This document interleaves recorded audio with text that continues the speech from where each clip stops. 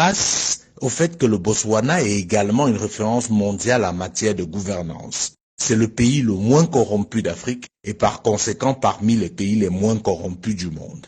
Les premiers bénéficiaires de la vente du diamant du Botswana sont les Botswanais, car l'essentiel de cet argent est investi dans l'éducation et la formation. Le Botswana est l'un des pays au monde qui investit le plus dans l'éducation par habitant. Les étudiants botswanais reçoivent une bourse comprise entre 150 et 200 $ par mois. Pour les plus brillants d'entre eux, si leur filière n'existe pas dans les universités botswanaises déjà assez prestigieuses, l'État vous envoie vous former partout dans le monde sans que vous ne déboursiez le moindre frais. Sur le plan sanitaire, si l'épidémie du sida résiste, il faut noter que le Botswana est le premier pays africain à rendre les antirétroviraux gratuits.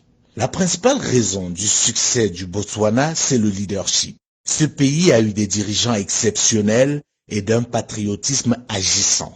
Le premier d'entre eux, Seretse Khama, mérite qu'on le connaisse, qu'on parle plus de lui et qu'on lui donne le rôle de modèle.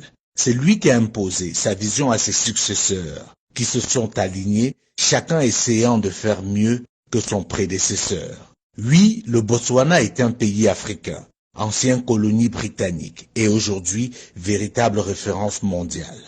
À côté du Botswana, on peut parler des pays comme l'île Maurice, le Cap-Vert, l'Éthiopie. Oui, l'Éthiopie, vous ne rêvez pas. Ce pays qui il y a encore quelques années était la honte du continent, dévasté par la famine, est devenu, grâce à ses leaders, une référence en Afrique et dans le monde.